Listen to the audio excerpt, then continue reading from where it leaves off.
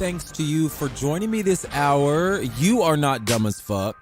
I know you were not encouraged to study very hard as a kid, but believe it or not, you have a second chance. We have been trying to understand what the hell has been going on with the world, and I have been ranting about energy and chakras on this show for the last few episodes,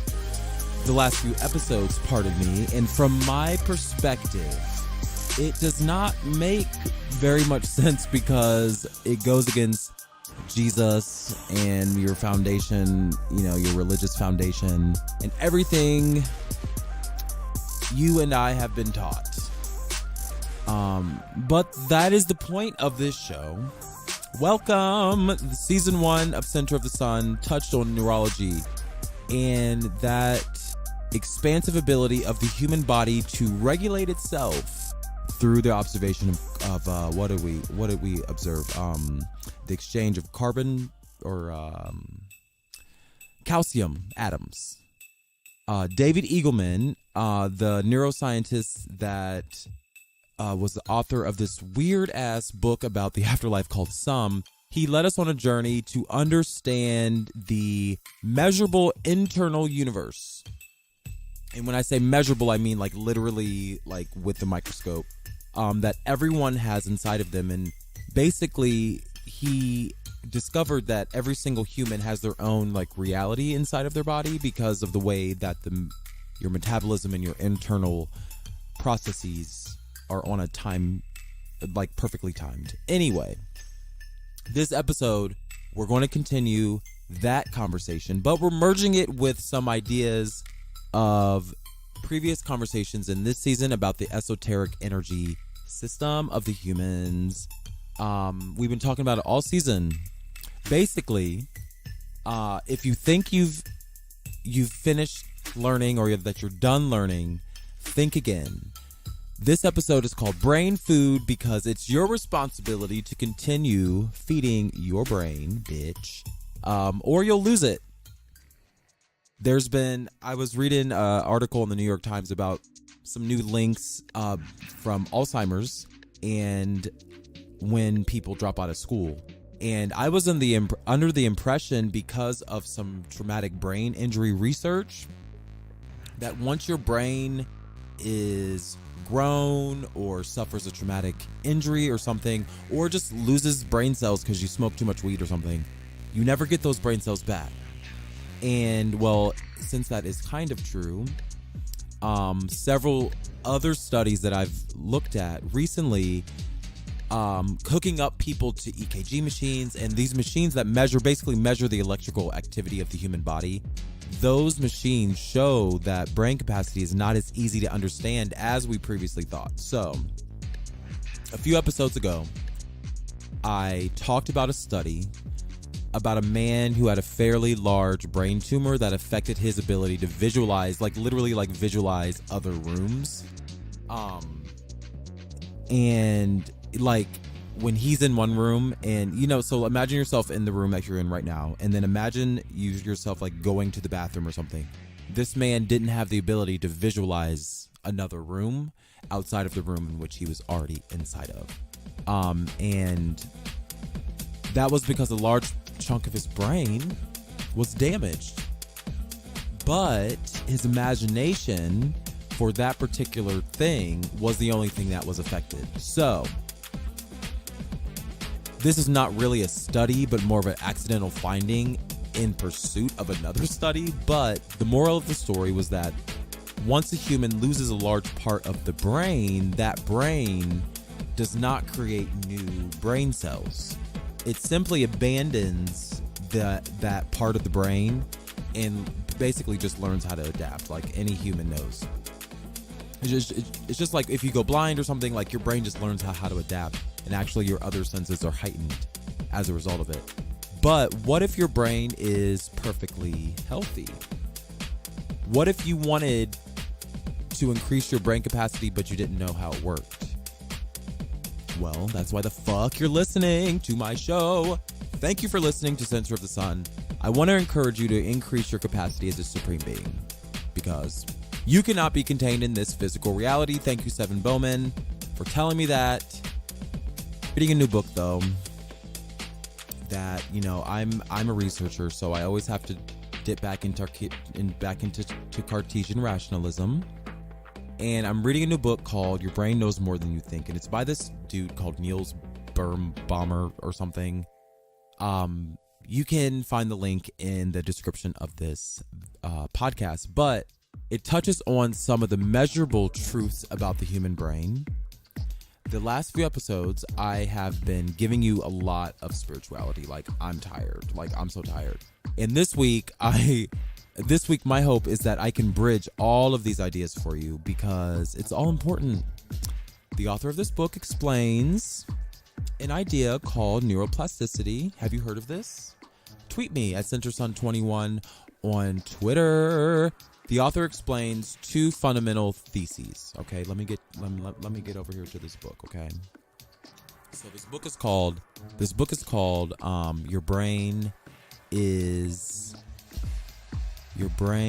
Knows More Than You Think. Sorry, and this gentleman or these authors basically want us to understand two main things, and I'm going to read verbatim from the book because it's just easier. Page 17 of our book here. 17. So the brain, quote, the brain desires effects that it assesses as emotionally positive. Okay. It does not matter to the brain what these consist of. There are some people who love to hurt others, and there are people who love to be hurt. There are people who need to be active all the time, whether they are and whatever they are doing. And there are others who prefer to do nothing and to keep a low profile. Passivity can also produce positive effects, even if they consist of only reassurance for the passive person that he or she has done nothing wrong. Brain areas in the orbital frontal cortex and the limbic system evaluate situations and events as if they happen, measuring them against the gratifying and punitive effects that are achieved in the past of or which is currently expected. These expectations control whether or not we engage in punishment avoidance behavior. If this seeking or avoidance is successful, the appropriate behavior is imprinted and stabilized at the physiological level. In the brain, the processes involve neural hormones and transmitters that also play a central role in what? Addiction. So this central theme around this book basically dictates that our brain seeks information and experiences that promote positive emotions, okay? So our conversations around the esoteric energy system, we have found out through various sources, one of them mainly being through secretenergy.com, that our emotions are stored in our esoteric energy system, also known as our chakras. So when the Buddhists and the Taoists and all these people talk about like chakras and energy, like meditation and we have on the other end of the spectrum like modern science that actually confirms those systems. So we know from ancient folk information and modern science that our bodies and our brains seek information that make us feel good. Okay? So, moving along, the second fundamental thing about this author that he wants to convey to us is that the brain is open to anything as long as it achieves a desired effect. Since an immutable personality is of little use in the fight of survival, okay? So, rather, it is necessary to be able to react flexibly to changing situations. So, when Charles Darwin spoke of the survival of the fittest, he did not mean the strongest, but the most adaptable. And the book goes on to talk about cockroaches, but I don't really feel like talking about cockroaches. They aren't that fucking exciting because we're supreme beings. We cannot be contained in this physical reality, not fucking cockroaches. Basically, with practice, you can increase your brain capacity. And all the notions that humans, once we abandon parts of our brain, no longer regain them, is not necessarily as cut and dry as we thought. So, the author continues on to explain in this book that your brain capacity can be increased by meditation. Okay? This is because during meditation, your brain is less reactive. So, mindfulness. You know what Oprah and everybody's telling us to be vegans and practice mindfulness and awareness. A lot of this is so that they can manipulate us. Not Oprah, but anybody can manipulate us. But your brain capacity can be increased by meditation. You can benefit from an increased brain capacity in various ways. And I'm going to share with you some ways that I've increased my brain capacity through meditation. On Twitter, I asked, who wants to be a coder? Who wants to learn web development? Because it's actually easy if you allow yourself to learn it.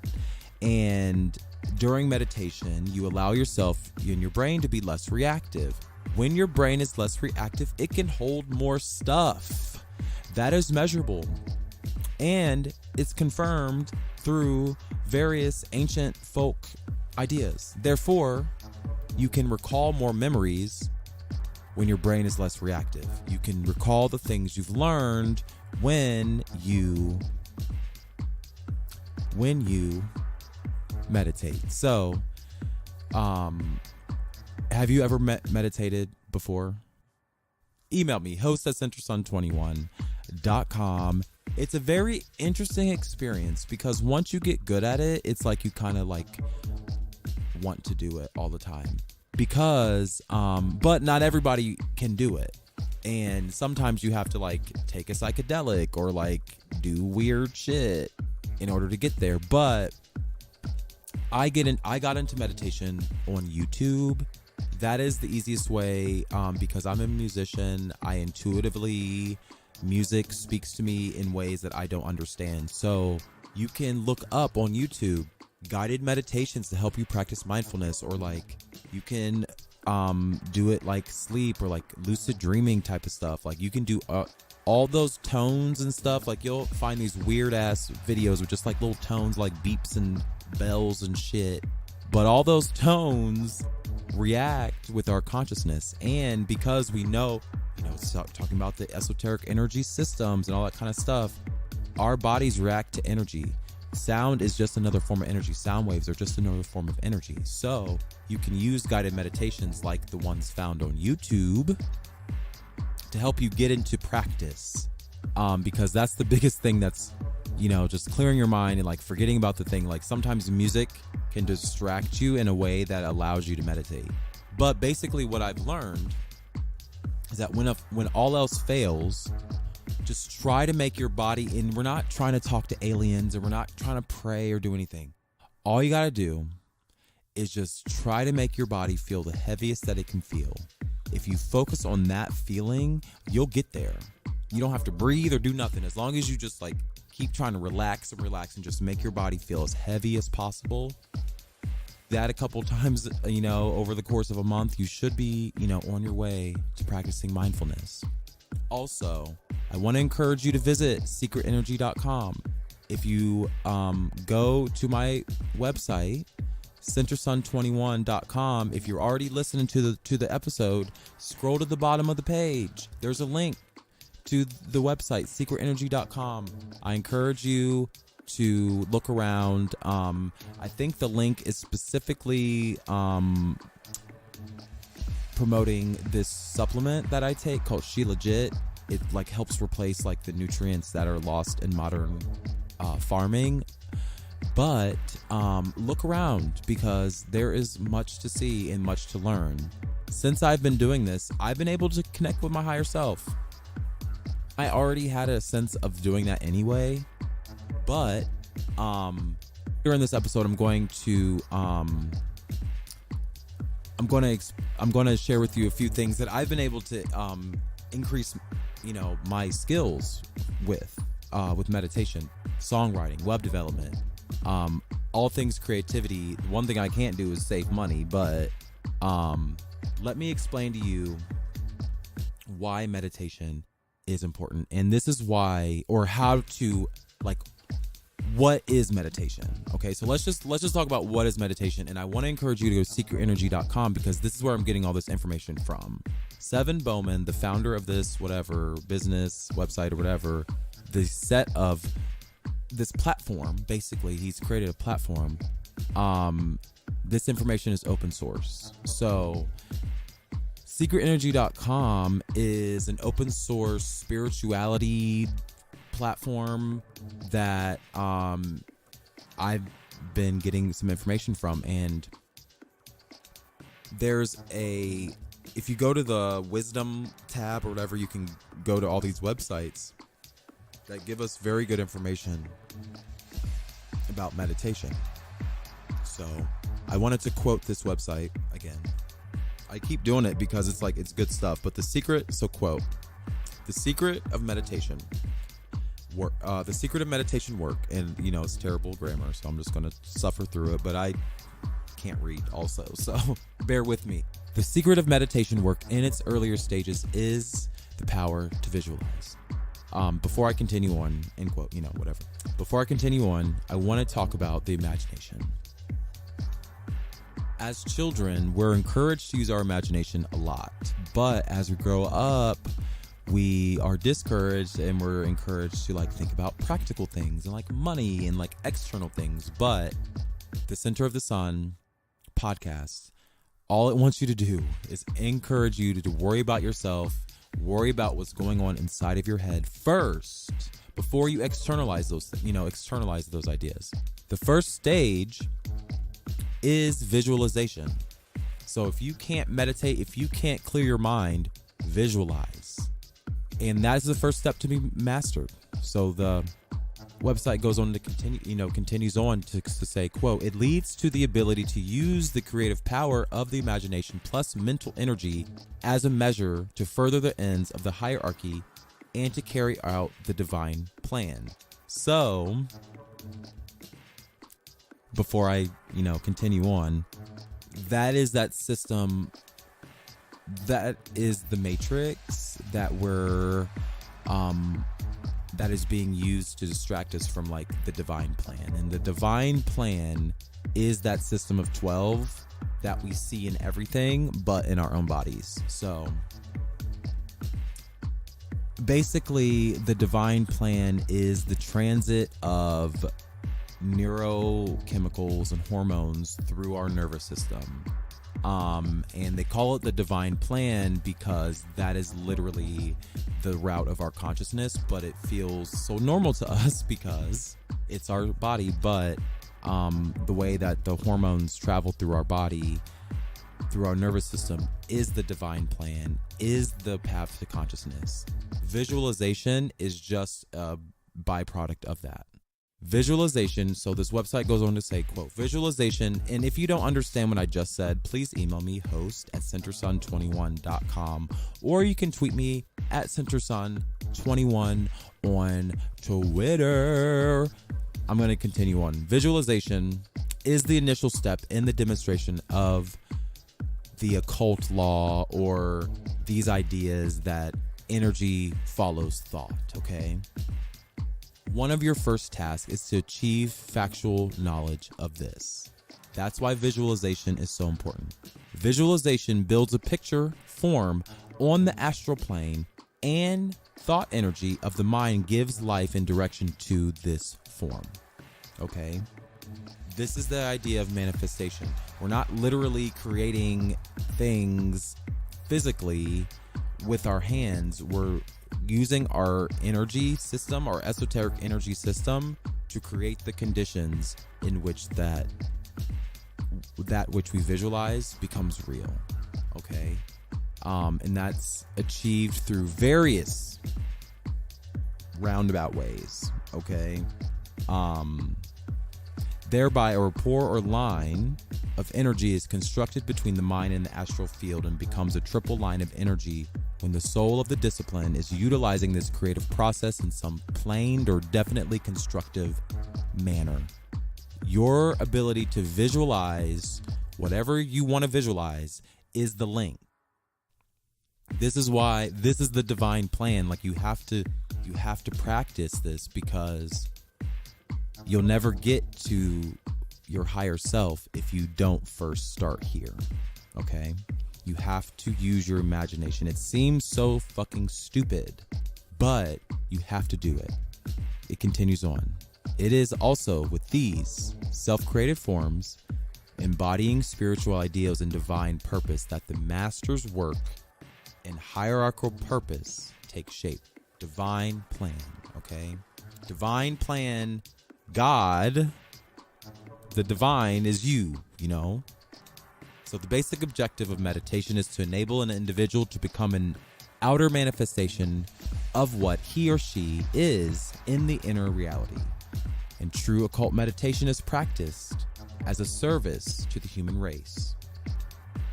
It is also the single most effective means of transcending the binding, restrictive sense of separateness and isolation which imprison the human consciousness and render it futile. Imagine all of your frustrations decrease, not eliminated, but decrease, because you are not trapped in this physical reality. You are a supreme being. You're not isolated. Nature is not mute, okay? There's something greater than yourself, and all you have to do is realize you have to go inside first. We can measure this stuff with science, and then we can confirm it with ancient folk information, okay? So, as a planetary service, it is practical and effective, and is a method of cooperating with the process of planetary evolution and planetary redemption. Meditation is a way by which the consciousness can be focused, aligned, and turned inwards towards the soul. This starts with mental activity, not only that of the lower mind, okay? So you got to start somewhere. And we're going to start with web development. You know, we're going to start with songwriting, analyzing every day. I use my lower mind because I'm constantly fact checking and verifying and doing all these things with my logic part of my brain. But also the ability to bring the lower mind through conscious direction into alignment with the higher self, the higher mind, and the higher soul. A thought or seed idea contemplated in the light of the soul produces new thoughts or mental illumination, which the lower mind interprets and applies. So it's like a cascade, okay? And you just have to practice, okay? Once you start, you can't stop, okay? Clearly directed thought and meditation, with the mind held steady in the light of the soul, is a scientific means of contacting those major aspects of the life force we call light and love and power. This gives them right interpretation and directs them in the form of ideas and planning into specific activity. This is manifestation. This is how it happens, okay? So I'm going to read that again. You direct your thoughts. Your mind holds the thoughts in your soul, in your esoteric energy system. Somewhere in part of that is your soul, okay? Through that connection with your higher self or your soul, well, your higher self and your soul are not the same thing. Through that connection with this esoteric energy system, your body interprets that and starts forming ideas and starts directing your moves and your decisions to specific activities that perpetuate those ideas, okay? So when you start leaning towards joy, your body starts like creating things and starts doing things that perpetuate joy. When you lean towards evil and pain and destruction, your body seeks those things, because for some reason, when you start thinking about those things, you put those things into your soul, your decisions start reflecting those thoughts, okay? Does that make sense? Meditation can help you figure out what you need to focus on, okay? Because your body, as I said earlier with that book, the more, or your brain knows more than you think, your brain capacity is increased. So you can start deciphering and discerning better when you increase your brain capacity. This is because during meditation, your brain is less reactive. When your brain is less reactive, it can hold more stuff. It can make better decisions. It can do things faster. Therefore, you can recall memories and make decisions about what you've learned faster and easier. And YouTube is a good place to start. Guided meditation is a good place to start. And I want to continue on reading this thing. This website. Meditation is also concerned with the right use of control. Okay. Meditation is also concerned with the right use and control of the four personality bodies: the mental body, the emotional body, the etheric body, and the dense physical body. Also, the integration into the unified, coordinated whole, and finally the fusion of the integrated personality with the soul. This is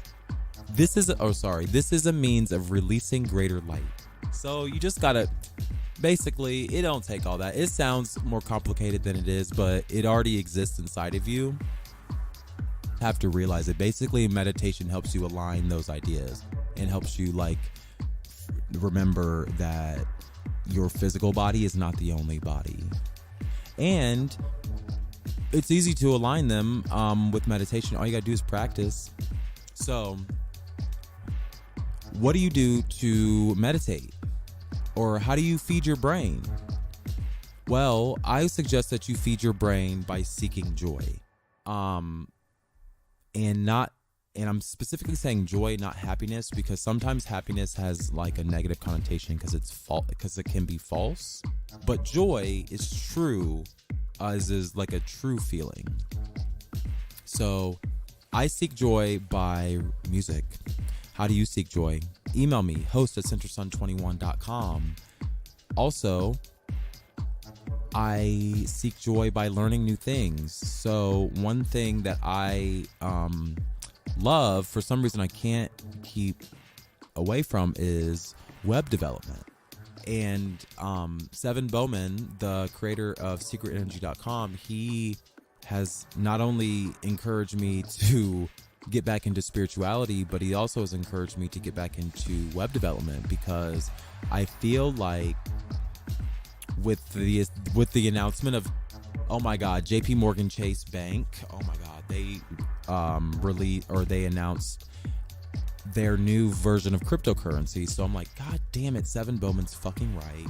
Secretenergy.com is a good place to go if you're trying to figure out what to do in this weird ass world. But Seven Bowman has been focusing on cryptocurrency, and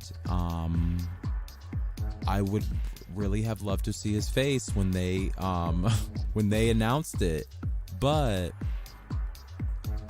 cryptocurrency is something that is extremely important, and Seven Bowman has created his own version of it called Ohms and Joules. But I want to create my own platform, and I don't really want to create my own cryptocurrency, but I've been researching Ethereal Classic, a cryptocurrency that I intend on investing in. I already own some Ethereum cryptocurrency, but I want to own Ethereum Classic because that's the one that's not shitty. But in order to do that, I want to build a platform in which I can earn, someone can pay me something in the form of Ethereum Classic. Also, I want to build a forum. So web development. If you're interested in learning web development, I want to direct you to a website called freecodecamp.com. I'm going to search it right now. And it is this long ass, robust ass website that helps you learn how to code. And it starts from very basic. You build a little app with a little cat. It's real cute. That's very hands-on. It has a browser. If you don't have a full computer or good computer, it lets you code right in the browser. So, and it's free. Everything is free. Got videos, got step-by-step. freecodecamp.org. I'm sorry, freecodecamp.org. It has a great curriculum. I've used it. Also, I've taken college classes in which I've learned Java. So if you are fortunate enough to have access to higher education, I would suggest adding a few IT classes to your coursework. Learning in a classroom with a professor has actually been the best way that I learn. Because I'm an extrovert, I need like the connection to like actual human physical body in order to learn something. So that is a route if you'd like to learn more coding. In addition to that, let me pull up my Kindle. Oh shit, where's my Kindle reader? I'm reading this new book. I think it's read.amazon.com. I'm reading this new book.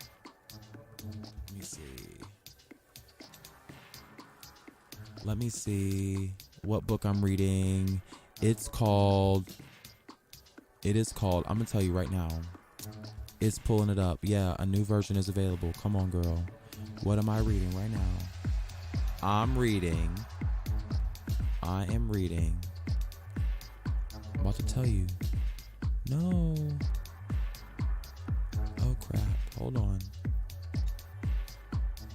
All right. I'm reading The Self-Taught Programmer on Kindle Unlimited. So, I wish I had like a affiliate link, but I think they kicked me out. If you want to learn, I think it's Python. It's a programming language called Python, and so my journey is, I took a class in college around Visual Basic, learning ASP.NET, and so I've revisited since they've became open source with ASP.NET Core. I've downloaded Visual Basic or Visual Studio 2017, and I'm trying to get back into ASP.NET Core, MVC. But in order to do that, I needed to get some foundation on Python. So there's this book on Kindle Unlimited called The Self-Taught Programmer, and it's a good resource. If you have Kindle Unlimited, it's already included. So I've been trying to read it at work in between patients. I'm like, these motherfuckers won't let me read and won't let me increase my knowledge. But since I've meditated, like I've just been like a fountain and a sponge of information, and I want to learn more, and I want to create the life that I deserve. So in order to do that, web development is very important, unfortunately. So those are two resources that I have used. What have you used? Are you into programming? Have you ever done it? On the iPhone, they have this app called Tasks. Download it and see if you can, or Shortcuts rather. Download it and see if you can like figure out how to frickin' create a loop or whatever. But coding is hard, but once you web development is hard, but once you figure it out, it's so fucking, what is the word that it's satisfying. It's like the logic, it just clicks and you just feel like 30 million times smarter. That's why meditation is important. You want to feel smart. You are smart. You are not dumb as fuck. I told you. Just because you think that your brain can't hold any more information, that's a lie. All you need to do is practice. Practice makes perfect. On secretenergy.com, they have all kind of methods to help you on your journey to ascension or your journey to inception. Whatever Leonardo DiCaprio would do on that movie that I have never seen or I keep trying to watch. But I keep falling asleep every time. But going inside of your body is the fucking point of this show. Jesus Christ. Feed your brain. You feed your brain by increasing your brain capacity. You increase your brain capacity. The fastest way and the easiest way to do it, and there are other ways, of course, but the easiest way to do it is through meditation. You can use YouTube, and you can use music, and you can use prayer. You can go to church. And you can increase your brain capacity by being less reactive. When you're less reactive, that's when you start learning stuff, and you can connect to your higher self. You can literally ask yourself questions. One of the questions that I asked myself, because a few episodes ago did I share with you that I ran out and bought tarot cards just for the hell of it because my higher self told me to. I just got up and went and did it, and they were right there. There was only one pack. It was right there. It was made for me. Picked it up. But I meditate, and then before I get active again, I ask my higher self, what energy is surrounding me right now? What energy is surrounding me right now? And then I pull 3 tarot cards, and it just helps me understand what I'm looking for. It's not fortune telling or anything. It just helps me understand my own intuition and my own divine plan. So, thank you for listening. That is it for this episode of Center of the Sun. Check out freecodecamp.org. Let me know what you think. Also, have you ever used GarageBand for the iPhone or the iPad? It's fucking amazing. I want to do like a tutorial on how to use these loops. It's like no one's talking about how to do it, but I've already made a song. Y'all liked it 600 times. Or looked at it 600 times. So, how do you increase your joy? Please tell me. Host at centersun21.com. It's been real. Take care.